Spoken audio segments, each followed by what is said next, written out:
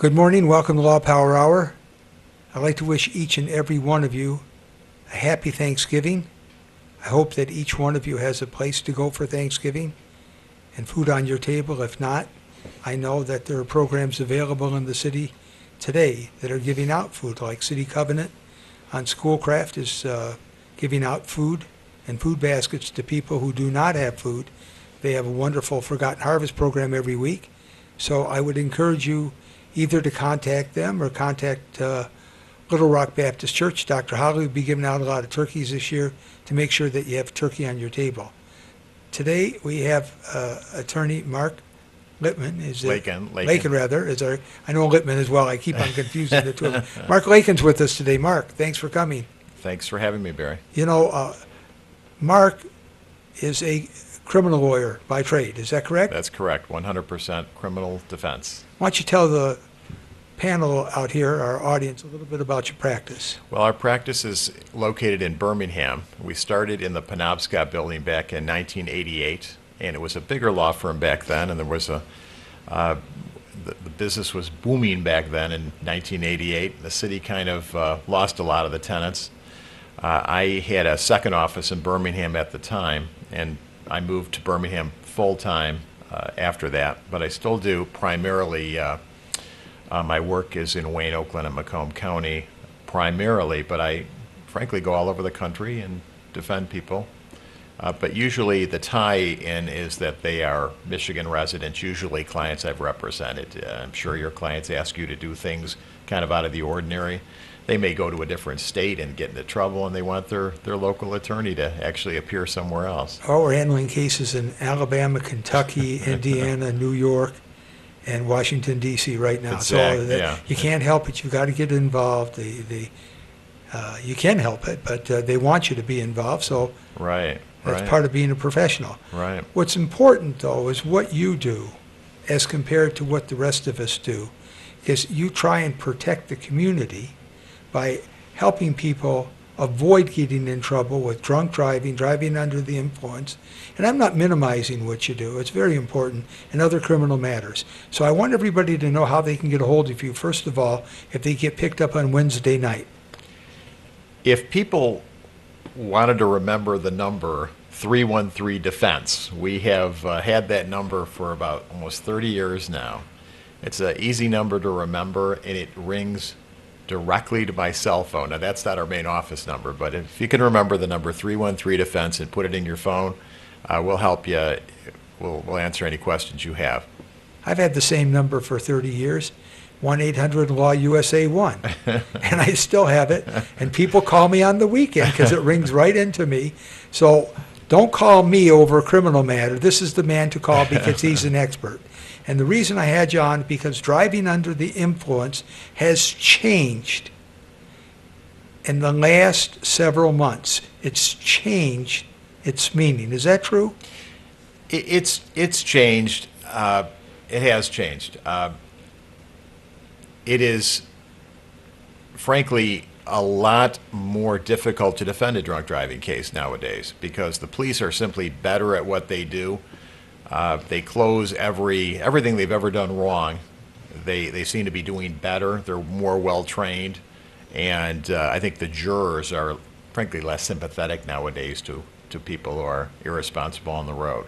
When you drive a vehicle, if you get stopped for erratic driving, you impliedly consent to a blood test. Is that true? You do.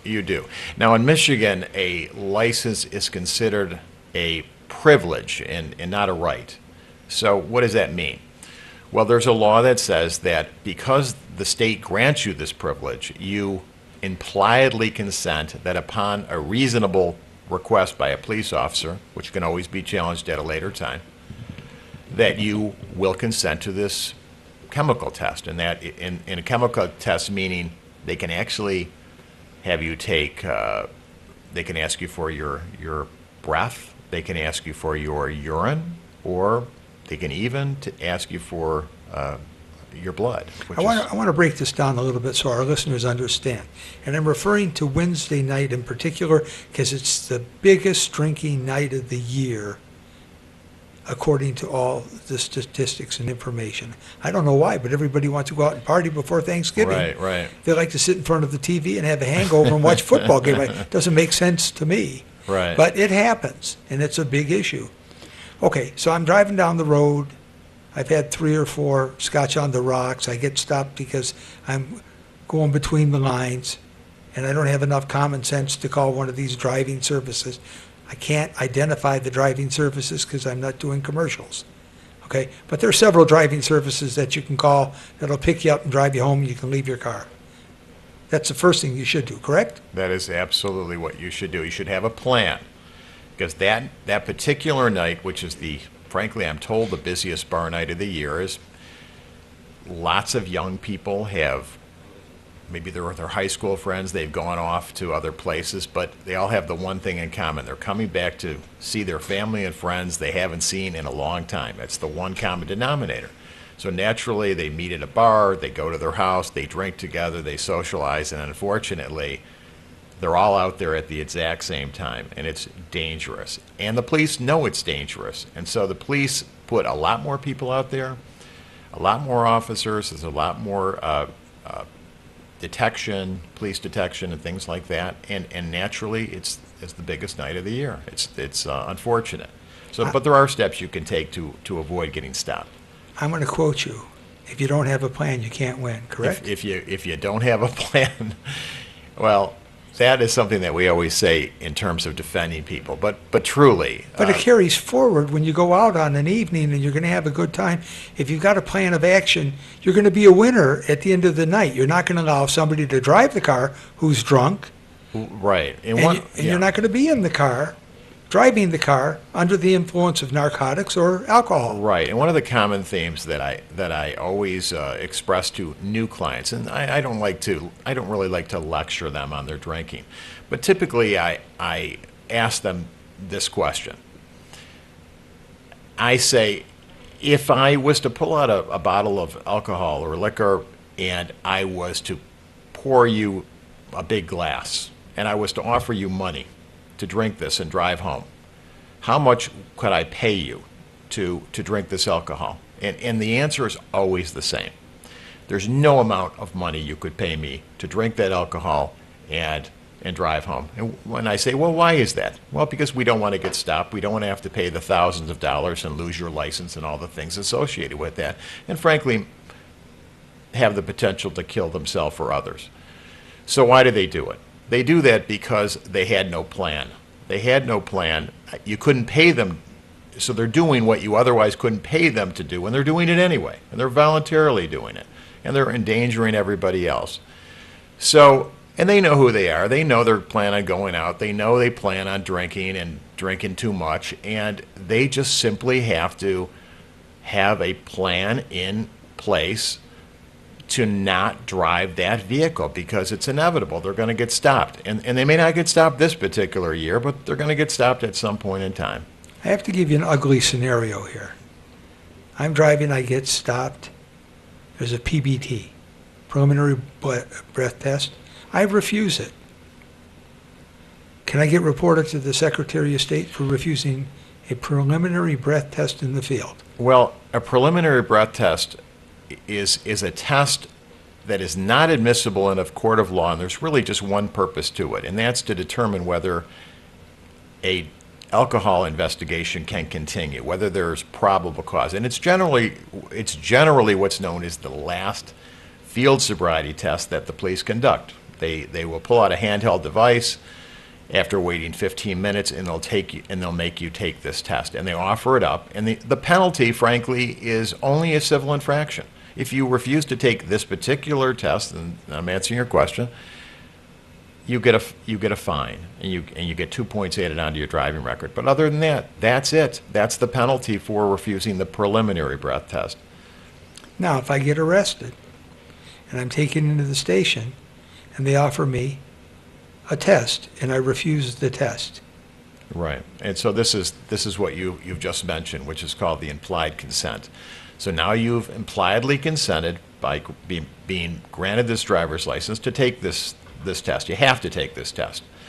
And the common penalties for not taking the test are 6 points added onto your driving record, loss of your driving privileges for up to a year for simply refusing to take the test. Call in if you've got questions, because this is real important. You can lose your driving privileges for a year if you refuse the test. Right. Now, there is a hearing that you can have. You can go to that hearing and you can say, well, this officer really had no grounds to even offer me that test. And you can challenge it, but by and large, you're going to lose your license if you refuse that test. So I always recommend to my clients to take the test. And sometimes I actually get calls, and they're at the police department, and it's 1:45 in the morning, and they remember that number, 1313 defense, and I get that call. Should I take this test? And I say, take the test.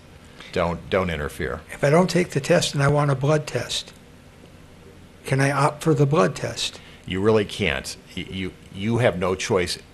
You have no choice in the original test that's offered. The officers are choosing blood, breath, or urine. Now, the implied consent law goes on to state that if you consent to that original test the officers ask you to take, you can then get an independent test administered from a person of your own choosing, and that's the language in the rule.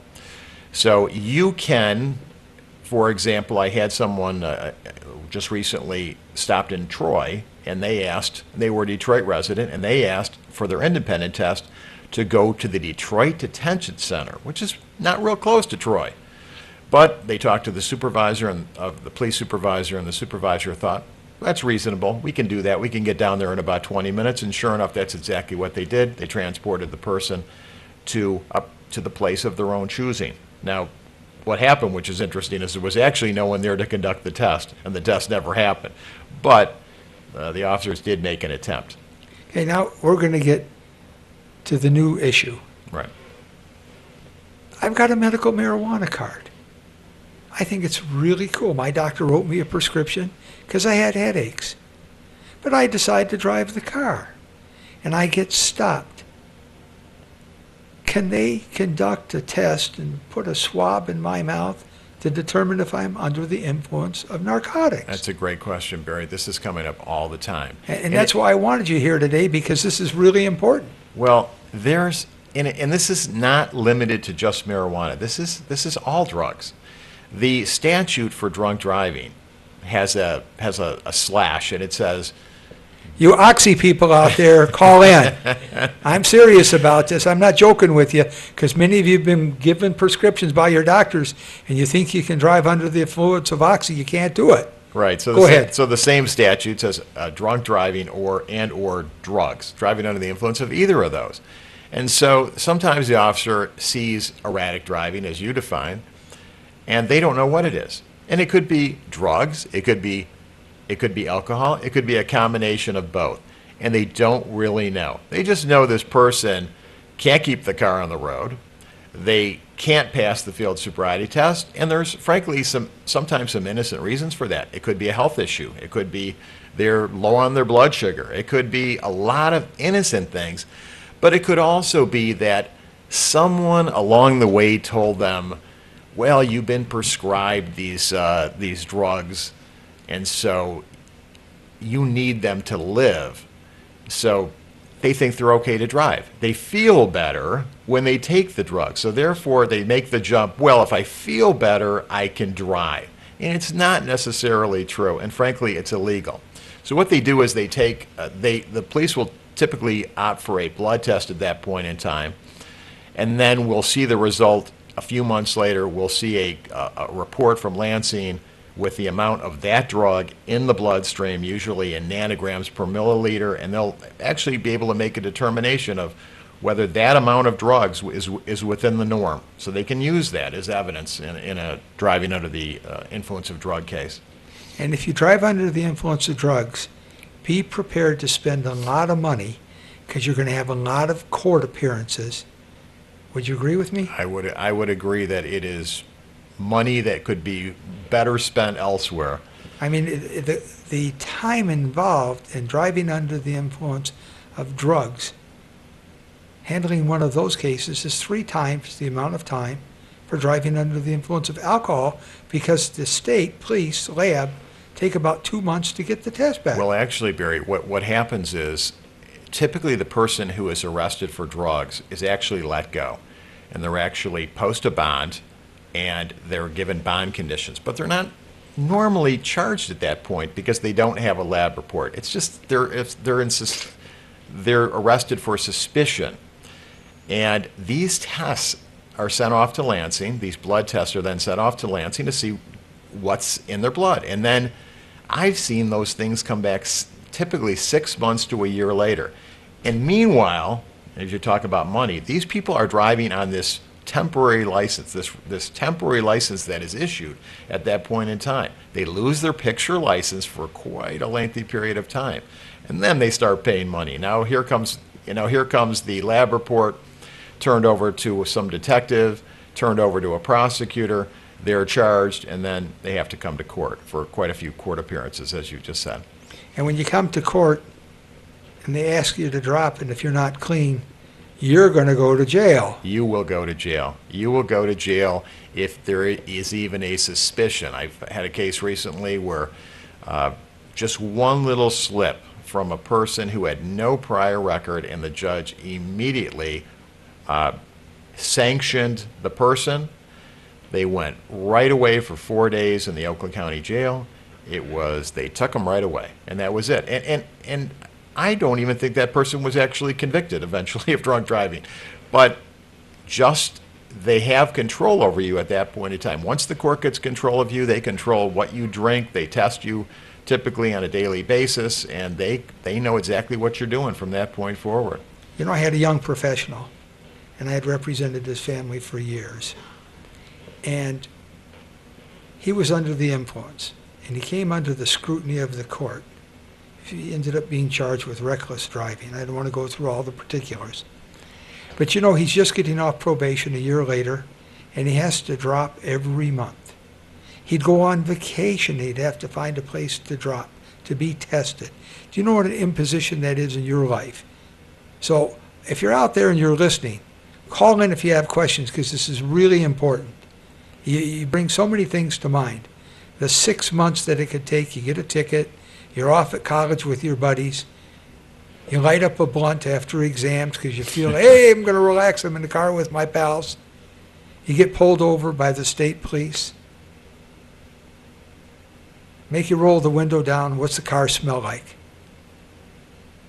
You've been smoking. You're behind the wheel, you get arrested. You've seen that happen, haven't you? It's just it's the typical stop, and people are pretty reckless out there. They'll throw something out the window from what they've been smoking, so they're not real cautious. And the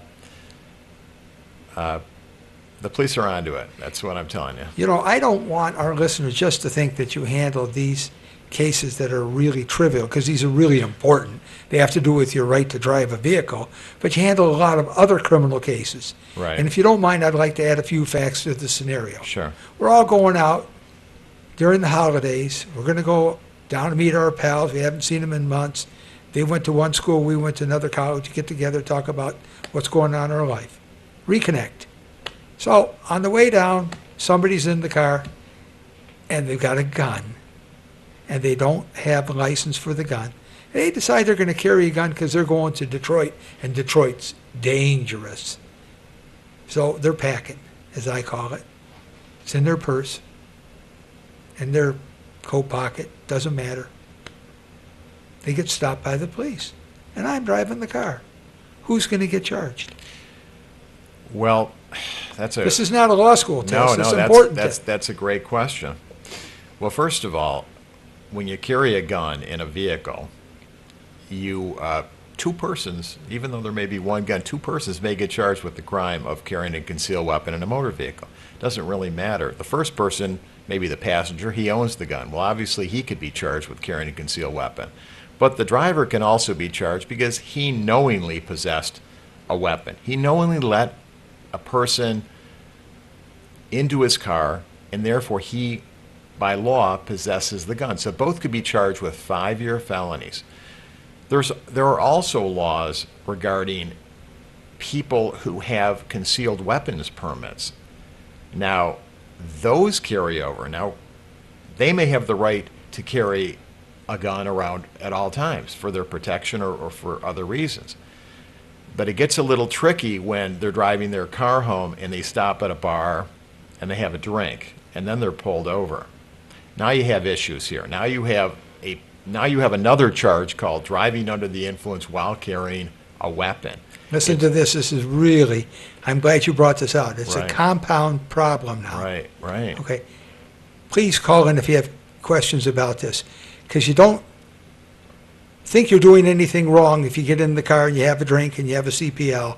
But if you get stopped, go ahead, explain it. Well, what happens is that the licensing board that even grants you the license for the CPL to carry that pistol in your vehicle or just on your person, they're going to revoke that privilege right off the way. You're going to lose that right. And frankly, if you're charged with a felony or anything else, you're going to lose all your gun rights. So people that want to have a gun, you better not have a drop of alcohol, because that happens. I mean, recently I had a case where I had a Chrysler worker, but he lived pretty far away. He lived in Lansing. He drove every day to Lansing. He got off of work one day and he had a CPL permit, and there was a lot of traffic, and he decided to wait till the traffic died down to drive to Lansing, stop for a couple drinks, got pulled over in Detroit, and all hell broke loose, so to speak. And he was charged with everything. Drunk driving, driving with the gun, and it's a very tough situation and very expensive for him, unfortunately. Now we've got a new problem. I've got a CPL. I want to go watch my son play basketball. So I decide to go over to the high school with my gun. It's open. And Right. everybody's saying, hey, Mark's got a gun or Barry's got a gun. Can I bring my gun to the basketball game? Well, that's a hot issue right now. Well, that's why I ask That's you, a hot because issue, yeah. that's your job to tell us what we can and cannot do. Yeah, well, I think mainly it's up to the schools to decide individually, or the school districts to decide whether they're going to allow guns. I'm sure you've seen it in the paper recently. There's lots of these cases. People think because there's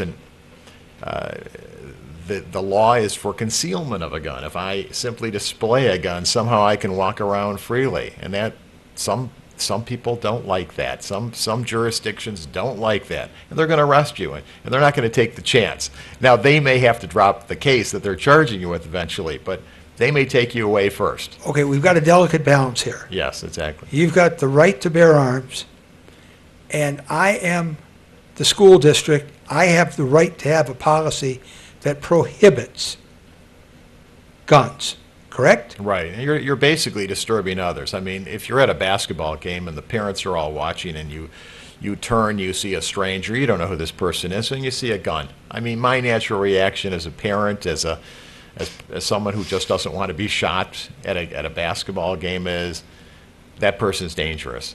And so there is a delicate balancing, as you said. It scares people. It's the kind of thing that I don't think any citizen would really want, given a choice. So the school district does have a right to establish a policy as long as it's an even-handed policy. Right. So it applies to everyone. It just can't apply to a particular group of individuals. It's got to apply across the board. Right, and Michigan is not the type of state that has what's known as, when I first became a lawyer, I remember spending some time in Arizona. In Arizona back then, there were no laws against carrying guns. People carried guns. In fact, I remember my grandfather saying to me, if somebody takes your parking space, don't argue. Don't argue with that person, because there's a really good chance that person's carrying a gun and they can shoot you. So you have to be very careful. So whereas in Arizona back in that time where anybody could have a gun at any time, you have to be aware of that. I mean, you have to think about that in the context of the question you just asked me and say, what if nowadays everyone or 5 people brought these guns into a basketball game? What might happen? I mean, you see fights happen at basketball games all the time anyway. Is somebody going to pull out a gun? How about a bar? People They've gone so far as to say under the open carry laws, you can bring a gun into a bar. Right. It's. And then you can't drink if you've got the gun. So what are you going to the bar for? I I personally I'm not trying to put you on the spot. I'm just trying to get this out in the open. People have to think about this. Right. I mean, I can only say on a personal note that I don't like being around anybody who has a gun. I think guns are not a great idea to have on you. Well, some people feel that they need guns to defend their homes, which we've talked about on the show. We got a few minutes left to talk about this. Right. I'm in my house. There's an intruder in the house. I've got a license to carry a gun. Right. I have a permit for the gun. I did everything that I was supposed to do. I'm not a convicted felon and I have a gun. Right. Okay, I've covered 3 important areas. I go to the back door and I see a stranger standing there with a knife. Can I shoot him? Frankly, that's a fantastic question, Barry. First of all, the right to bear arms in the United States doesn't really have anything to do with that license to carry a gun. In your own home, anyone can carry a gun as long as you're not a convicted felon in the state of Michigan. You can, But you have to have a permit to own the gun. right. Well, you have to have a license to I call it a permit. yeah, a permit. Okay. Yeah. So once you have that gun, and frankly, we see people coming into possession of guns for a lot of reasons. Sometimes it's just they're handed it down. You say, "Where did you get that gun?" Well, my dad left me that gun. My dad passed away. He left me this gun. I'd say that is a typical situation. They never went and even got. They just have the gun. You got it. So now that somebody comes to your back door, they have this knife. Now I don't know about you, but I'm going to start firing. Okay. I can't think of any possible reason why anybody would have a knife in my house, and if they start moving in my direction, I think that's the time where you can take some action. And frankly, you might end up in court. You might even get charged. But that's a case I can defend. And I always tell people come to me and they say, this is what happened. And they're very believable. Some of them say, well, I was scared. This person came into my house. This person may have had a knife. And I say to them, well, what were you thinking before you shot them, so to speak? This happens. And they say, I was terrified. I thought I was going to die. And I say, well, you've sold me. I believe you. And if I believe you, then I can take your story to a jury because you've sold me. And I believe you honestly believe you had to fire that gun. And if that's the case, that's a pretty easy case for me to win. Okay, here's my final question of the day. How do people get a hold of you? Well, a lot of people. For instance, I'm in a trial. I'm in a 4th week of my trial downtown in the Frank Murphy Hall of Justice, and along the way, I see a lot of people, and they see what I do, and I give them my card, or they may hear about me, or they may be an old client on a referral or something like that. But I am in the business of criminal defense. So these criminal defense attorneys, and you've had quite a few on your show, well-known criminal attorneys, these are people who are really in the business of helping people and specialize in criminal defense. And when I say defense, meaning the defenses are available to people, and they should really consult with an attorney, even if they're in trouble, even if it's just to consult to find out what their options are. And even if they can't afford an attorney, we typically spend the time. I'll give anybody some time to just tell me what they have, what their problem is, and I refer them on maybe to someone else, or I tell them maybe a court-appointed attorney can handle this case. But here's the questions you should ask that court-appointed attorney, and maybe here's the direction you should be going in, and a result you should be looking for. Which is really a great opportunity, because if somebody has a prior criminal record and you know what the charges are, you, with your experience, 30-plus years, can give them some insight as to what the sentencing guidelines might be. Correct? Correct. Okay.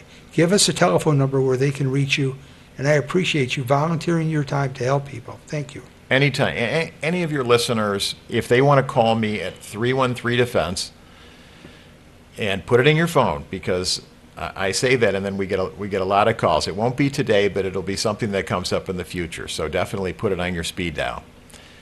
I would be willing for any of your listeners to steer them in the right direction. Most people, when they pick up a situation like this, they don't really know where to turn, and they're sometimes just too embarrassed to ask their friends or their family or their neighbors. They don't want to say, gee, something bad happened last night. Do you know a good criminal attorney? It's too embarrassing. And so it's really difficult sometimes to face your problems. But you should. You should take it real seriously, because in the majority of these cases can be handled we've seen these things before. Very rarely does something come into my office that we haven't seen something just like it. And our goal is just to get people the best outcome possible. And we can do that almost all the time. Thanks for coming. Fury, it's been a pleasure. Okay, we're going to take a break for a minute. We'll be back with a very interesting woman on our show.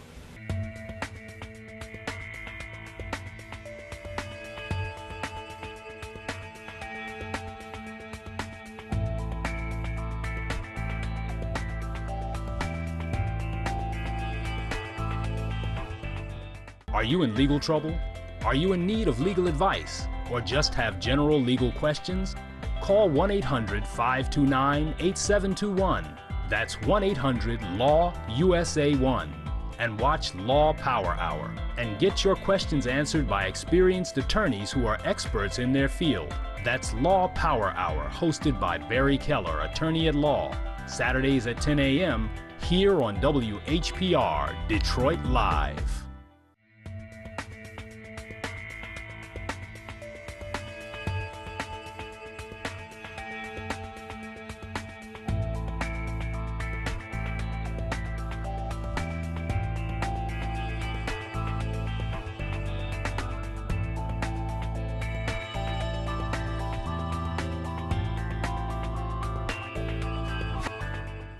Well, on our second half, we're blessed.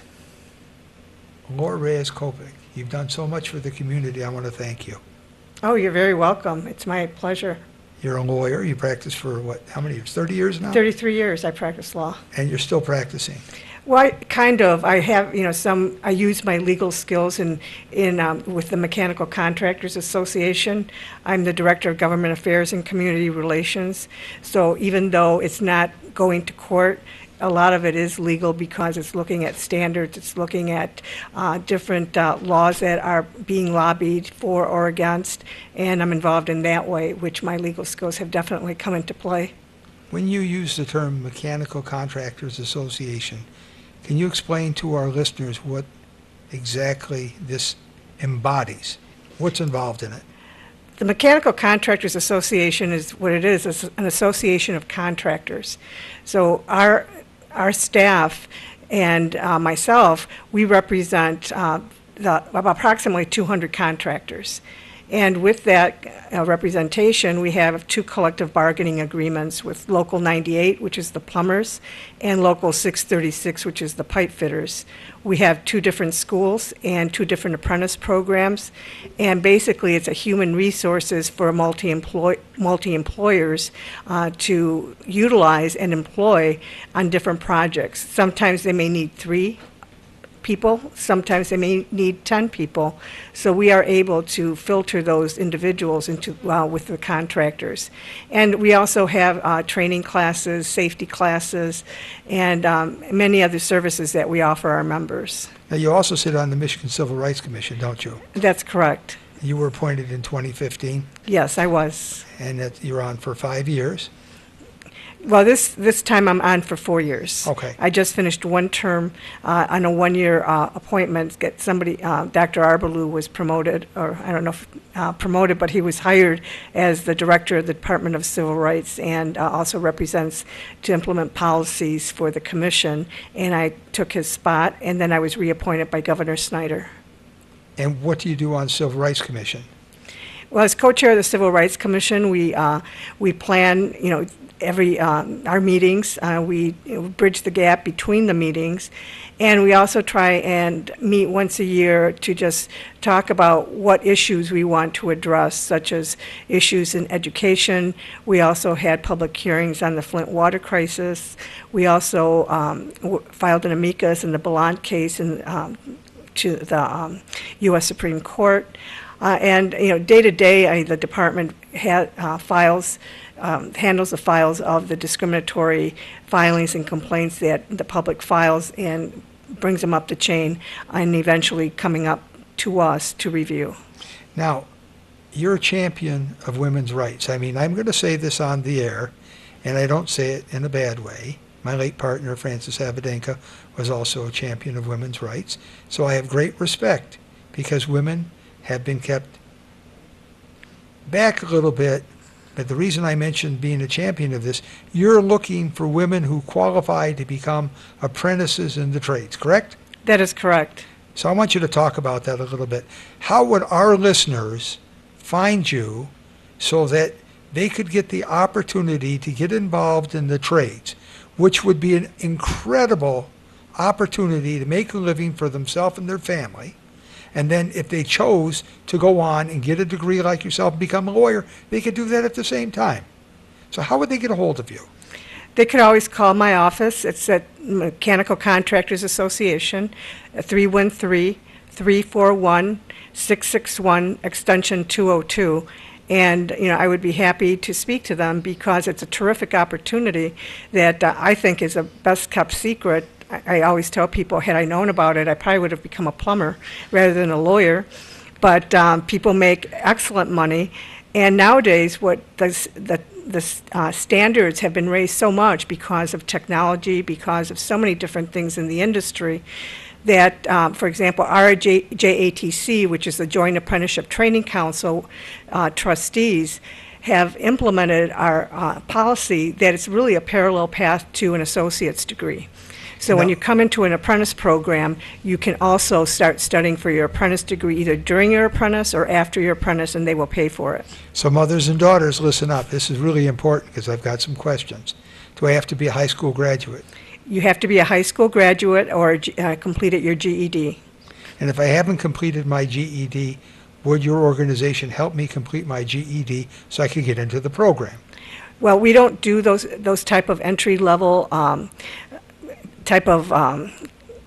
help, but there's plenty of other organizations helping individuals bridge that gap, such as SARE Metro, Detroit Employment Solutions Corporation, Focus Hope, Goodwill. There's numerous other community-based organizations that will help people bridge that educational gap to get into the trades.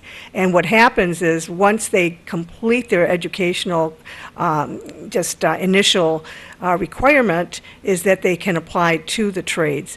And these opportunities with the community-based organizations for high school diploma or GED are free in many communities, whether you live in Detroit or many of the urban Detroit communities. What kind of money can I make? In the trades, depending on what trade you go into, but for example, many can make $75,000 a year plus benefits. And if you are very ambitious and you work a lot of overtime, you can make over $100,000 a year. And in the electrical business, one of my colleagues told me many of the electrical journeymen make about $160,000 a year plus benefits. I've been trying to get a hold of an electrician for 3 weeks. They're very busy. It's very difficult to get a hold of an electrician. I bought a new oven and I wanted to get it installed, and it took a lot of work to get it installed before Thanksgiving. So I can tell you they're very busy. But most important of all, I need to ask you about some of the requirements. We've got a program coming up on the 30th. I want you to talk about that a little bit. What kind of program's coming up? Well, one of the programs that's coming up is a 3-phase career construction resource fair. And one of the reasons we came up with that is Our original concept was going to career fairs, you hand out flyers, you talk to people, and you give them the preliminary information that you have to be 18 years and older, have a high school GED or GED, have a valid driver's license, reliable transportation, and also be drug-free. Those are the five, basic principles. But in my experience in trying to recruit individuals into the skilled trades, more particularly the plumbers and the pipe fitters, is that some people had obstacles or barriers coming in. Either they had past criminal record that needed to be expunged. They had a license but no car, or a car but no license. They had driver's responsibility fees that were at issue. Some of them had custody issues or arrearages with respect to their child support and other, legal matters. And I always tell people, when you're going to go into law school, college, or the skilled trades, you should try to get your house in order. And that way you can concentrate fully on the skilled trade, on the apprentice program that you're going to go into. Because when you get into a skilled trade apprentice program, you are going to be going to school once every 2 weeks, and you're also going to be working on the job. So you're not only getting paid to work, but also paid to learn.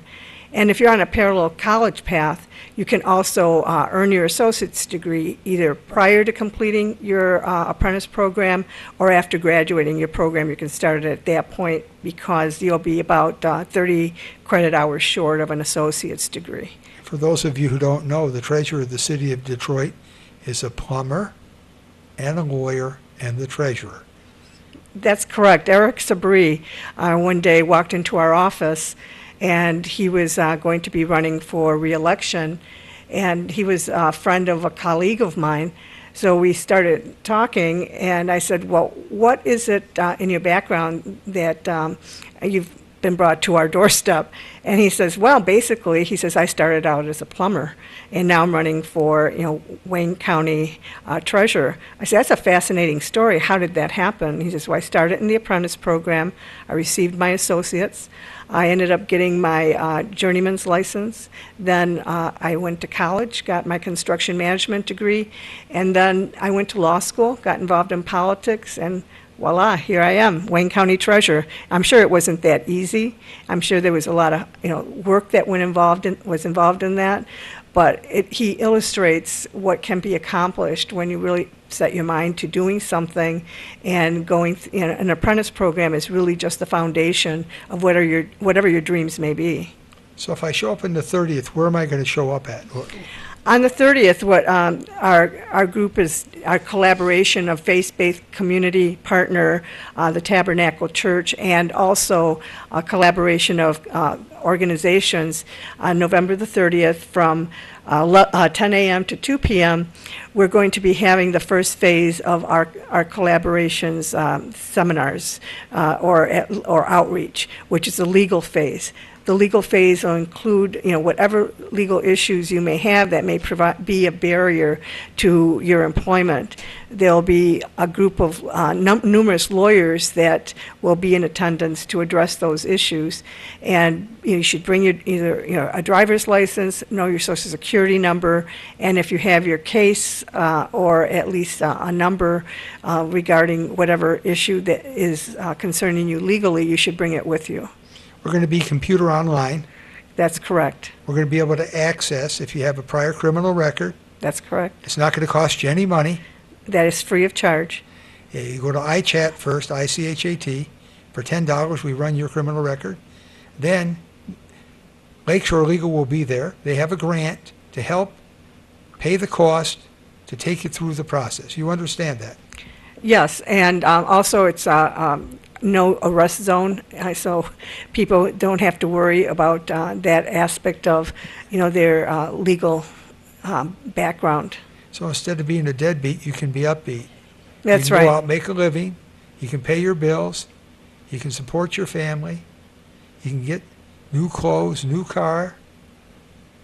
Live a decent life. There's no excuse for anybody who wants to move forward because we're trying to open the door for you. Is that a fair statement? Yes, that's correct. I mean, life is like riding a bicycle. You just have to keep moving. Because if you have a dream, you should pursue that dream. And, if people are there to help you to get your house in order, you should really take advantage of it.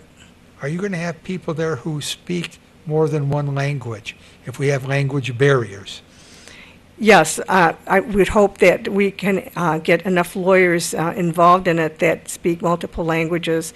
I know I speak Spanish. I'm fluent in Spanish because my parents were both immigrants from Mexico.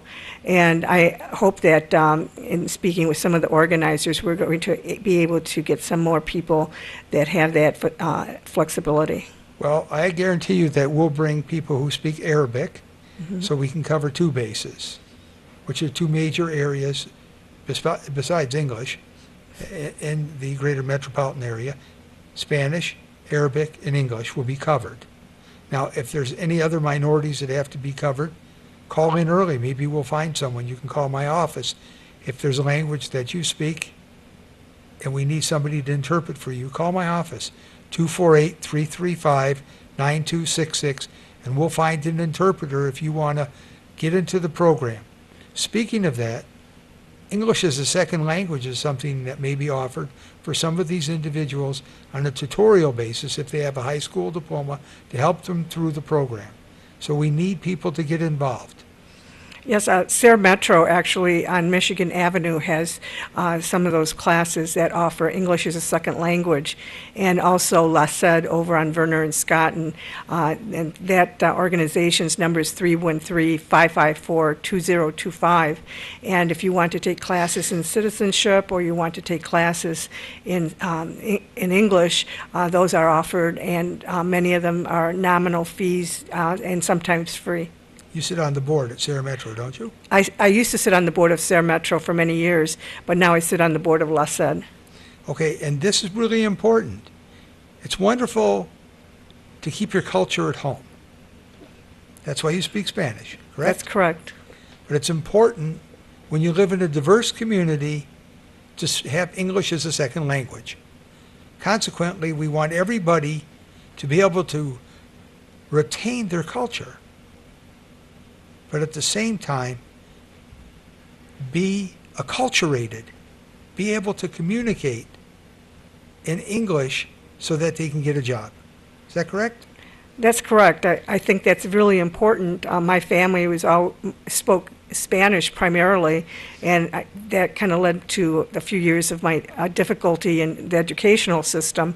But their basic premise was that you need to learn English, be proficient in it, and also get an education and also assimilate into, the dominant culture, but not giving up your values or not giving up your culture.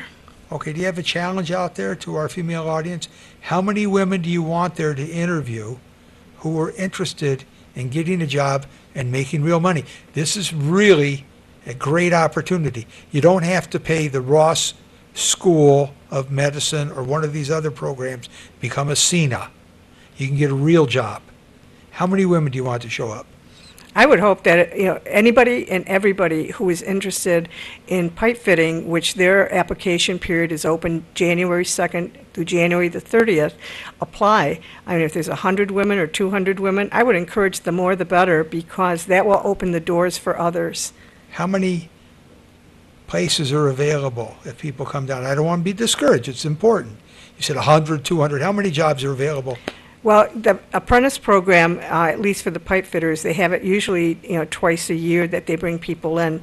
So a class of apprentices may be 40. So I'm not going to mislead people or misrepresent that there's thousands of jobs. It's very competitive.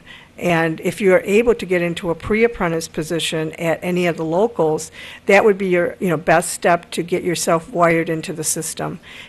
You could be like Willy Wonka. You can get a gold ticket if you show up on That's the right. 30th. That's right. That's what my predecessor always said. Yeah. You get the golden ticket. Yeah, and I'm serious about this. When I say like Willy Wonka, you show up at the chocolate factory on the 30th, you get a gold ticket, you get the opportunity to get an apprentice program, and you're going to earn more money than most of the lawyers in the state of Michigan. That is correct. Have a happy Thanksgiving. Thank you. Thanks for coming. Happy Thanksgiving. We'll see you next week.